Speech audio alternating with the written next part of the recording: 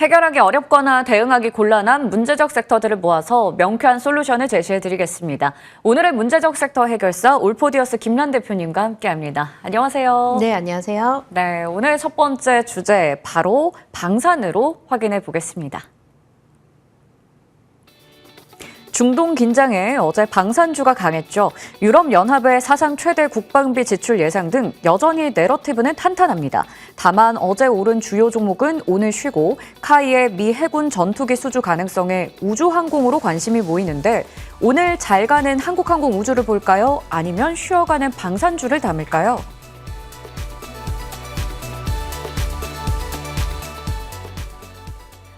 네, 중동 긴장부터 수출 모멘텀, 유럽의 방위비 증액 같은 여러 가지 그동안 방산주에게 있어서 좀 드라이브를 줬던 모멘텀은 탄탄합니다. 그런데 방산주가 어제는 또 잘 가나 싶더니 오늘은 어제 오른 것들을 좀 뱉어내고 있는 상황이에요. 이렇게 하락할 때는 오히려 기회로 우리가 삼을 수 있을지 방산주에 대한 시각 먼저 들어볼게요. 네, 내러티브가 전혀 변한 것이 없기 때문에 저는 오히려 오늘처럼 조정이 나왔을 때를 이용을 해서 매수를 하는 그런 전략이 맞지 않을까라는 생각을 가지고 있어요.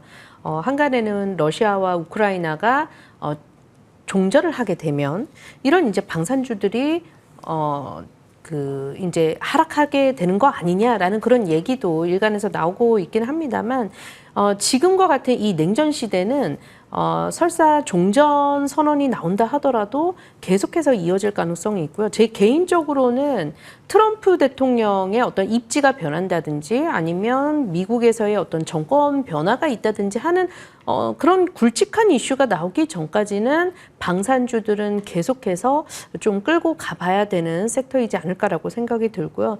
지금 현재도 각국에서의 국방비 지출이 부담이 좀 늘어가고 있는 그런 상황이 되겠고요. 관련 기업들 같은 경우에도 실적 회복은 이미 나온 지 오래됐고 수주 잔고를 얼마만큼 가지고 있느냐가 현재 시장에서 얘기가 나오고 있는 그런 부분이기 때문에 이 전망이 상당 부분 좀 유효하다면 주가는 조금 더 우상향할 가능성이 있다. 이렇게 좀 보고 있습니다. 네, 여전히 내러티브는 탄탄하고 변화가 없기 때문에 혹여나 종전에 대한 이야기가 나오더라도 우리가 방산은 쭉 끌고 가볼 만한 섹터다. 조정은 매수의 기회다. 이렇게 말씀해 주셨습니다. 자, 그러면 오늘의 또 중심에 있는 게 바로 한국항공우주입니다. 이 종목 때문에 오늘은 우주항공 쪽이 좀 주목을 받고 있긴 한데요. 아무래도 자체적인 개별 호재가 나왔죠. 한국의 전투기가 이제 미국 쪽으로 진출한다라는 기대감인데 역대 최고가가 여전히 유지가 되고 있는 상황이죠. 이러한 흐름을 계속 이어갈 수 있을지 오늘 굉장히 크게 슈팅이 나왔거든요. 네, 이제 도약을 하게 된 거죠. 오늘부로. 우리가 눈치를 조금 챘었어야 되는데 6월 달에 이슈가 한 번 있었어요. 로키드 마틴하고 MOU를 체결을 하는 그런 이슈가 있었었는데 그때 수주가 조만간 나올 수도 있겠구나라는 것을 좀 눈치를 챘다면 오늘과 같은 급등이 나왔을 때 수익을 좀 챙겨볼 수 있을 텐데요. 일단 한국항공우주의 그동안의 좀 흐름으로 보면 약간 좀 천장이 있었던 그런 상황이었어요. 근데 그 천장을 오늘의 급등으로 인해서 완벽하게 이제 돌파를 시킨 모습이 됐고요. 이제 기존에는 이제 10만 원 이하에서 거래가 됐다면 당분간은 이제 10만 원 이하는 좀 보기 힘든 그런 이제 구간에 왔다. 이렇게 볼 수 있습니다. 근데 아직 그 정확한 수주 소식이 나온 것은 아니고 가능성이 있다라는 것인데 그 숫자만을 놓고 봤었을 때에는 이게 정말 체결이 된다 그러면 10조 원에 달하는 아주 규모가 큰 프로젝트이기 때문에 뭐 관련 기업들 그리고 한국항공우주가 속해 있는 섹터까지 같이 견인하는 그런 모습들이 나타나고 있는데요. 일단 오늘 이제 슈팅이 굉장히 크게 나왔기 때문에 당분간은 또 좀 횡보를 하면서 매물을 좀 받아내는 그런 모습들이 좀 나타나지 않을까 개인적으로 그렇게 생각하고 있습니다. 충분히 좋은 뉴스이긴 한데 오늘 또 크게 오른 바 있기 때문에 당분간 매물을 소화하는 부분이 나올 수는 있겠지만 이게 앞으로 또 시작이 될 수 있는 하나의 큰 모멘텀일 것 같습니다. 자, 그러면요. 오늘 한국항공우주가 견인을 해주기 때문에 세트랙 아이 비롯해서 우주항공주가 정말 좋거든요.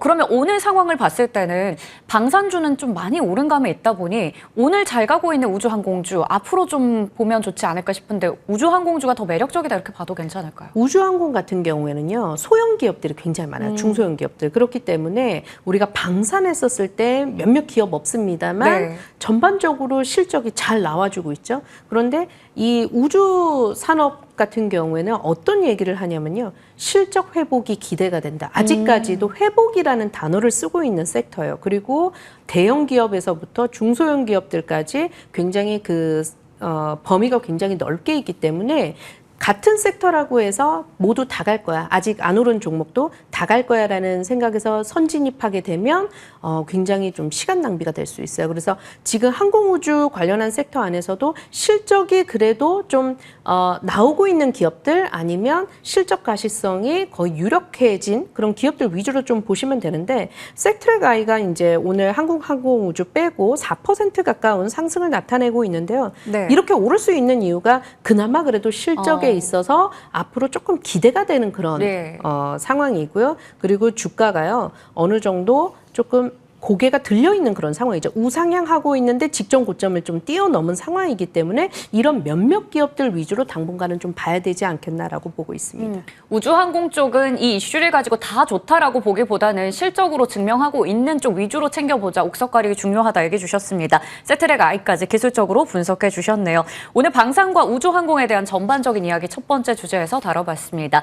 이어서 두 번째 섹터로 넘어가 보겠습니다.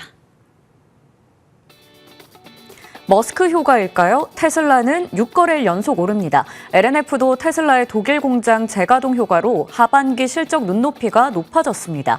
한편 중국의 나트륨 이온 배터리 저가 공세는 여전히 매서운 상황인데 국내 2차 전지주 옥석 가려서 투자해도 괜찮을까요?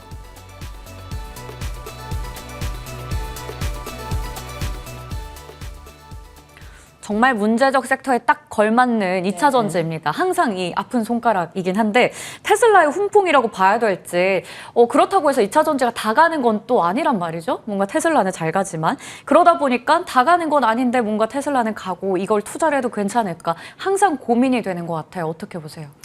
우선 테슬라라도 잘 가고 있어 다행이라는 생각이 네. 들고요. 약간 이제 공식이 좀 깨지기 일보 직전이긴 하지만 그래도 오늘까지만 하더라도 테슬라가 주가가 많이 오르는 날에는 우리 시장에서도 장 초반에 관련 2차 전지주들 중심으로 주가가 오르는 그런 경향이 있습니다. 반대로 테슬라가 주가가 또 크게 하락을 하게 되면 이 영향도 같이 받고 있는 거는 뭐 무시할 수 없는 상황이거든요. 그런데 지금 미국 쪽에서 테슬라에서 머스크로부터 이제 성과급 지급 얘기가 나왔어요. 그런데 이 성과급을 정말 지급을 하기 위해서는 받기 위해서는 머스크 입장에서는 이 테슬라 주가가 엄청 올라야 되는 상황이거든요. 이제 그렇다 보니까 본인도 공개 매수에 나섰습니다. 이제 주식을 매수를 하겠다라고 얘기를 했어요.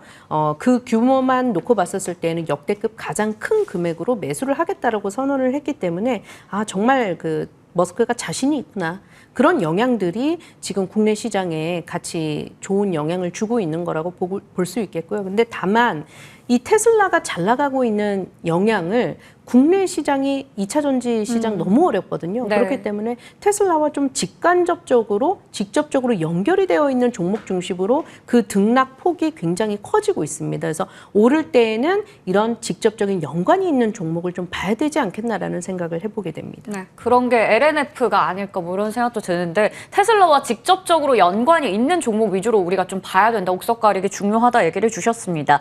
자, 그리고 또 하나 이제 우려가 되는 건 중국 쪽에서 계속해서 좀 저가 공세에 나서고 있다라는 건데 이것도 어떻게 보면 국내 2차 전지주의 발목을 잡는 이슈란 말이죠. 발빠르게 업계가 나서야 된다라고 하는데 타격 어떻게 보세요? 좀 많이 받을까요? 지금 미국 정부 행정부가 중국 쪽으로부터 계속 과징금이라든지 관세율을 올리고 있는 그런 상황이잖아요. 이런 이슈가 만약에 없었다고 한다면 2차 전지주가 이렇게 하락했다라고 해서 낙폭과대주라고 해서 매수를 하기에는 좀 쉽지 않았을 것 같아요. 근데 지금 시장 상황이 약간 바뀌고 있습니다.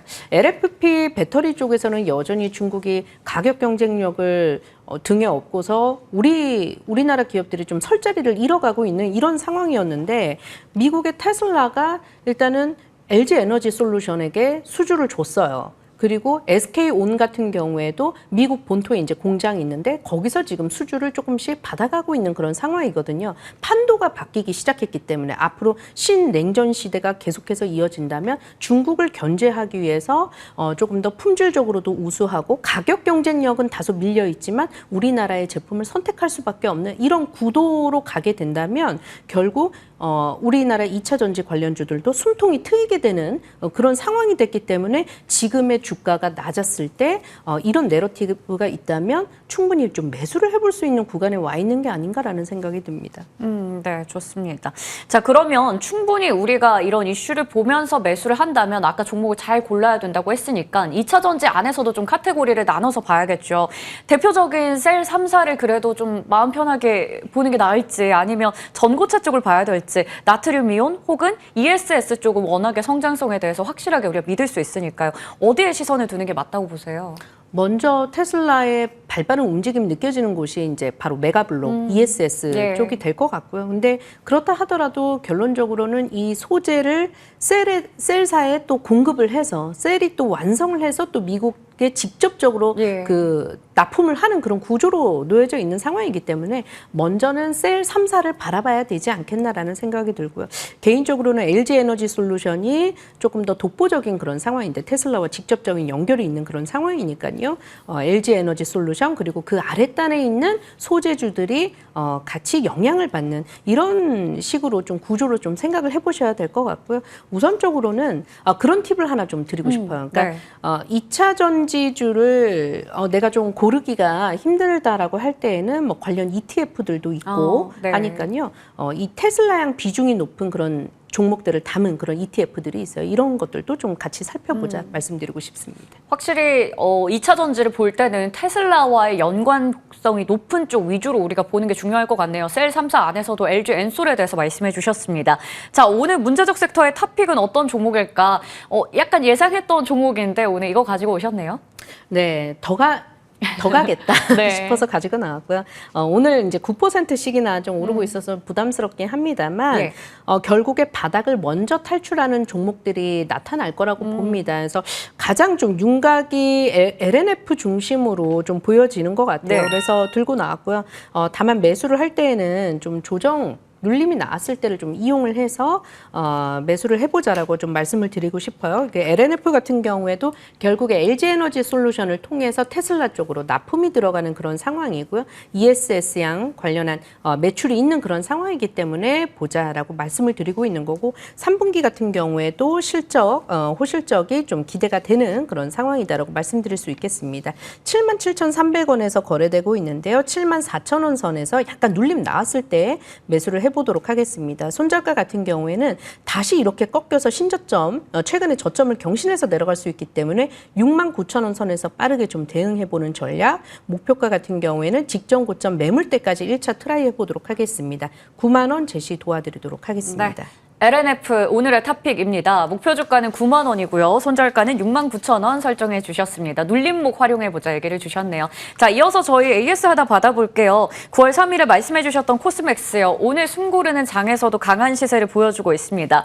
시진핑의 방한 기대감부터 중국의 무비자 입국 정책까지 여러 모멘텀이 기대되는 구간이라서요. 여기서부터 이제 출발한다라고 봐도 괜찮을까요? 네, 미국의 제조시설이 있기 때문에 일단 뭐 관세 이슈에서 다소 좀 물러나 있는 그런 상황이고요. 그리고 우리가 얼마에 담았는지가 결국에 중요한데 저렴한 가격에 담았으니까 지금 또 6%가량의 또 수익이 나 있는 거잖아요. 아직까지 지금 하방 경직성 보이고 있는 그런 상황이기 때문에 여기서 방향 틀어서 올라간다면 25, 6만 원대까지는 여전히 충분히 가능해 보인다라고 말씀드리도록 하겠습니다. 네, 이제부터 꾸준히 우리 좀 볼 수 있겠네요. 하방 경직성 확보되어 있다라는 부분까지 설명해 주셨습니다. 자, 여기까지 문제적 섹터 이야기 좀 나눠봤고요. 오늘 시장 지수 현황도 좀 체크를 해보겠습니다.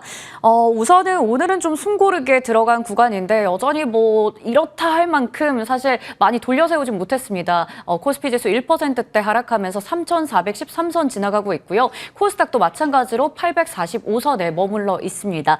시장에 대한 전략은 잠시 후에 2부에서 다시 좀 나눠보도록 할게요. 저희 성공 마감 전략 1부에서 준비한 내용 여기까지고요. 성공 마감 전략 2부에서 인사드리겠습니다. 고맙습니다.